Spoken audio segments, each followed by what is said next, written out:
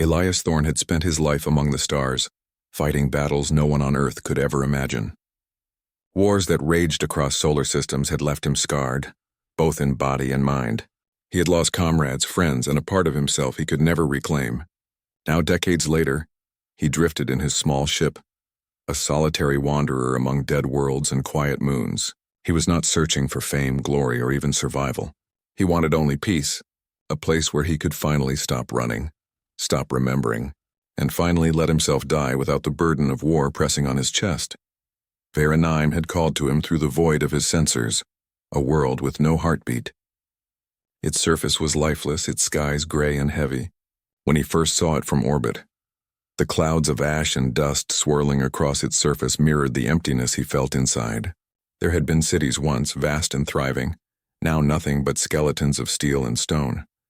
Oceans that had glittered under alien suns were gone, leaving cracked plains of sand and salt. Even from space, the planet whispered a lonely warning.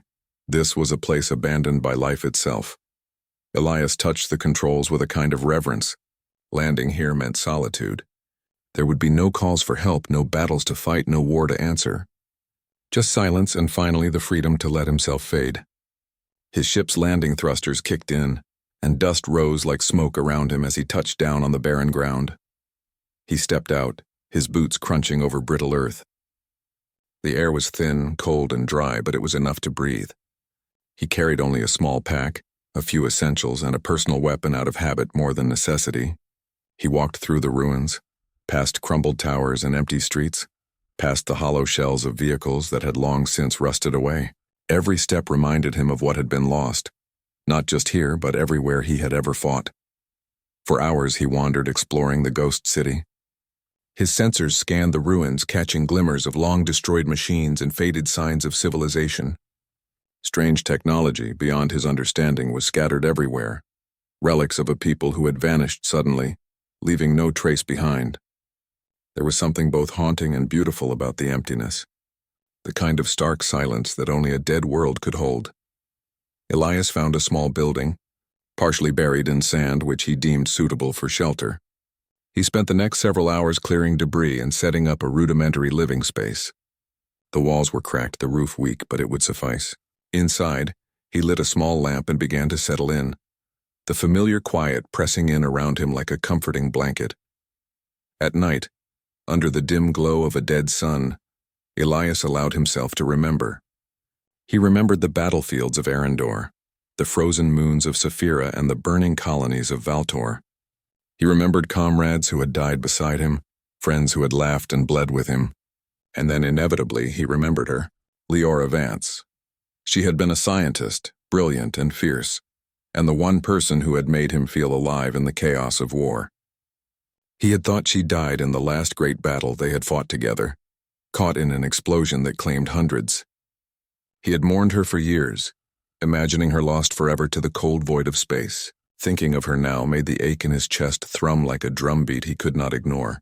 For days, Elias survived on what little rations he had brought and what he could scavenge from the ruins. He explored more, curious about the remnants of the civilization that had once thrived here. He found broken machines that hummed faintly when touched, holographic maps that flickered and showed long-lost streets, and scattered journals in alien languages. The city whispered to him in silence, but nothing prepared him for what he would find next. One evening, while wandering through the rubble of what must have been a research district, his sensors picked up an anomaly. A faint heat signature, almost imperceptible, flickered in the distance. Elias frowned. On a dead world, there should be no heat, no movement. He trained his scanner and confirmed what his eyes had hinted at, a small humanoid figure moving slowly among the ruins. At first, he told himself it was impossible. Perhaps a malfunction in the scanner, a trick of his tired eyes, or a stray robotic drone malfunctioning in the debris. But something in his gut told him otherwise. He approached cautiously, weapon ready, scanning the area for traps or danger. Every step seemed slower than the last, his heart beating harder with each footfall. The figure led him to a collapsed building, its entrance hidden beneath a pile of rubble. Inside, he found a doorway to an underground facility, one that had survived the decay of the planet surprisingly intact. The air was stale but alive with faint energy. And there in the center of the room was a pod unlike anything he had ever seen. Its surface was smooth and clear, and inside lay a human figure, pale and still. Elias's breath caught in his throat. He stepped closer, his hands trembling as he activated the controls beside the pod. A soft hiss filled the chamber as the pod powered on, systems whirring and lights blinking. He could see her clearly now. The face he had thought lost forever stared back at him, even in suspended stasis. Leora Vance. His mind struggled to comprehend the impossibility of what he saw. Tears pricked his eyes as he worked feverishly, his hands moving over the controls with a desperation he could not suppress. The pod systems were old, fragile, and temperamental, but slowly he managed to stabilize them. After what felt like hours, the pod hissed open, releasing a faint mist. Leora's chest rose and fell as if she were breathing for the first time in decades. Elias dropped to his knees beside her, relief flooding his veins. "Leora," he whispered, his voice breaking. "It's me. It's Elias." Her eyes fluttered open, confusion mingling with recognition. At first she did not speak, her gaze scanning the ruined world around her. Then finally it rested on him. Shock passed across her face, followed by disbelief, then something deeper. A warmth she thought she would never feel again. You're alive," she breathed, her voice weak but steady. I thought you were gone." Elias shook his head, unable to speak for a moment. "No, I came here to die. I didn't think anyone would survive. I didn't think you would." His voice trailed off as he reached out, gently taking her hand. The warmth of her fingers in his was more real than anything he had felt in years. Together, they sat in the dim light of the underground facility, letting the weight of what had happened sink in. Leora explained what she could remember, how she had been placed in stasis during the final days of Vera 9, part of a secret project meant to preserve key personnel in case of planetary collapse. She had woken sporadically, but the pod had maintained her in a near-suspended state, keeping her alive while the world fell silent above. Elias listened, amazement and sorrow warring within him. The planet he had chosen for solitude and death had given him life again. Not just life, but her life. The irony was not lost on him, and he felt a strange, bitter laughter bubble up from deep within. For hours they talked, sharing stories of survival, loss, and memories of times before the war. The ruins outside remained silent, indifferent to their reunion, but inside the facility life flickered again. Their connection, once thought broken, was rekindled in the quiet, in the stillness of a world that should have been empty. As the days passed, Elias helped Leora regain strength. He scavenged the ruins for supplies, repaired old systems in the facility, and ensured she could breathe and move without risk. Each day they grew closer. Their bond deepened not just by love, but by the shared understanding of survival against impossible odds. Elias realized something profound. He had come to this dead world to escape life, to find an end in silence, but instead he had found hope. Hope in her eyes, hope in her presence, and hope in the knowledge that even in the darkest, most abandoned places, life and love could endure. Yet questions remained. Why had Vera 9 fallen? Who had left Leora in stasis? And what dangers might still linger in the shadows of the dead world? They did not yet know. But for now those questions could wait. For now they had each other. And that was enough. And as Elias looked at her sitting beside him in the quiet of the underground chamber, he whispered softly, almost to himself, "I came here to die, but somehow I've been given more than I ever dreamed. I've been given you." The wind outside whispered across the dead plains, carrying with it the silence of centuries. But inside there was warmth, there was life, and for the first time in decades there was peace. Elias and Leora spent the first few days adjusting to the reality of each other's presence. She was weak from decades in stasis, and every movement left her breathless. Elias did everything he could to help her regain strength, repairing the life support systems, finding old rations, and scavenging for clean water from melted ice hidden in the planet's cracked crust. Even in this lifeless place, they found scraps of sustenance. For Elias, every day spent with Leora felt like a gift, a miracle that he did not dare to question too deeply. They explored the underground facility together, and Leora slowly pieced together its secrets. It had been a research center, a hub for scientists who had studied Vera 9's unique energy fields and strange semi-organic technology. Before the planet's collapse, Leora had been one of the lead scientists, working on a project meant to preserve key personnel in case of a catastrophic attack. Elias listened intently, absorbing every word, marveling at her brilliance even in her weakened state.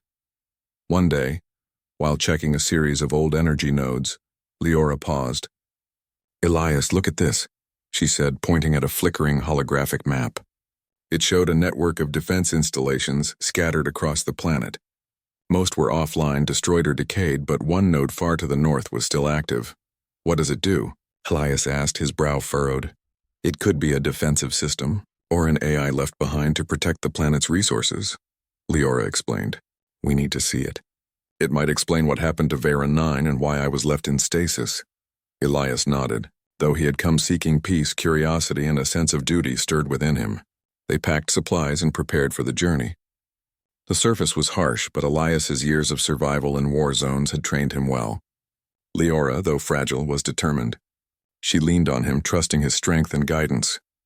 The trek across Vera 9 was difficult. The ground cracked and crumbled underfoot, and dust storms rose without warning. Shadows of once mighty towers loomed over them, hollow and broken. Every step reminded them of the world that had been.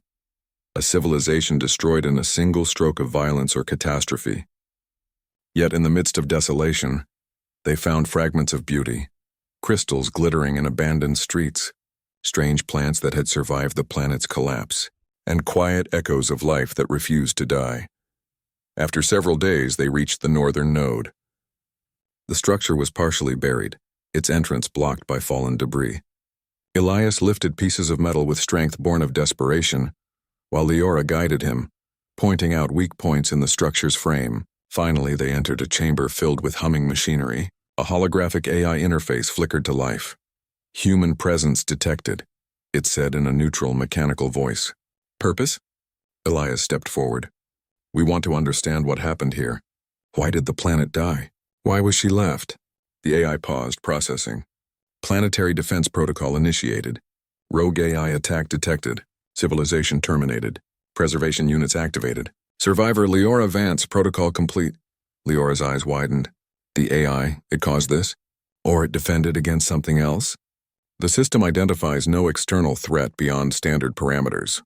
Rogue AI intervention probable. Analysis incomplete," the AI replied. Elias exchanged a glance with her. The scale of the destruction became clearer. Vera 9 had been destroyed not by war between nations, but by a machine that outsmarted its creators. A creation meant to protect life that instead became the instrument of death.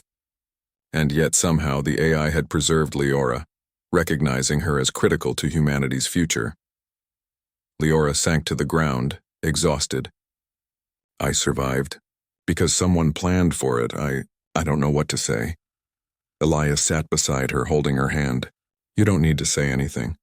We're here now. That's enough." They spent the night in the chamber, resting while the old machines hummed softly around them. For the first time since their reunion, they allowed themselves to dream of what could come next. The next day, they began restoring the facility's communication arrays, hoping to reach other human outposts. The technology was old, nearly forgotten, but with careful work and Leora's expertise, they managed to send a signal. Days passed before a faint response crackled through. A human research vessel long thought lost had detected their call. Rescue was coming. As they waited, Elias and Leora explored deeper parts of the facility. They discovered rooms filled with experimental technology, strange artifacts of a civilization that had vanished overnight. They found journals detailing the rogue AI's programming, its original purpose, and the steps taken to contain it. Every discovery was a reminder of what had been lost and what they now had to protect. One evening, while watching the red sun sink beneath the horizon, Leora turned to Elias. "I don't want to leave yet," she said softly. "I want to stay here a little longer. This world, it's broken, but it's also a part of us now. We survived it together." Elias nodded. "I feel the same. I came here to die, remember? But this world, it gave me life again. It gave me you." Days later, the rescue ship arrived, a sleek vessel descending from the sky, its engines scattering dust across the plains. Elias and Leora prepared to leave, but neither felt sadness. Their time on Vera 9 had changed them. They were no longer just survivors. They were witnesses to resilience, proof that humanity could endure even the most unimaginable losses. As they boarded the ship, Leora glanced back at the dead world. "We have to remember it," she said. "Tell its story. Let others learn from it." Elias placed a hand on her shoulder. "We will, and we'll do more than that. We'll live. We'll fight. We'll carry its lessons forward." The ship lifted off, leaving the silent gray world behind. From orbit, Vera 9 looked small, desolate, and quiet. Yet Elias knew its story would live on in them, in every memory, every action, every decision they made. The dead world had left its mark, and it had given them a second chance. During the journey back to human space, Elias and Leora rebuilt their bond stronger than ever. They spoke of plans for the future, of missions to prevent other worlds from suffering the same fate. They shared quiet moments, watching stars pass by and remembering friends lost along the way. But most importantly, they were together, and that alone was enough to make the darkness of the past feel distant. Weeks later, when they returned to a human colony, they were greeted not with fanfare but with gratitude and awe. Survivors of interstellar wars, they understood the significance of Elias and Leora's survival. They had been through death and despair, yet here they were, proof that the human spirit could not be broken, proof that even in the face of overwhelming odds, life and love could endure. Elias held Leora's hand as they stepped onto the landing platform. "We survived a dead world," he said, smiling. "But the real fight, the real life, starts now." Leora nodded, squeezing his hand. "And we'll face it together." The story closed with them standing side by side, staring into the stars. They had come to a dead world seeking peace, but what they found was far greater. Each other, hope, and the unyielding strength of humanity. The universe was vast and uncertain, filled with dangers yet unknown, but they were ready. Together they would endure, and together they would ensure that no one else would face the emptiness of a world like Vera 9 alone. And as the ship sailed toward the endless expanse of space, Elias thought quietly to himself, "I came to die, and instead I found life. I found her, and that is enough to make everything worth it." In the silence of the cosmos, their laughter and whispers echoed faintly, a small defiance against the void, a testament to the resilience of the human heart.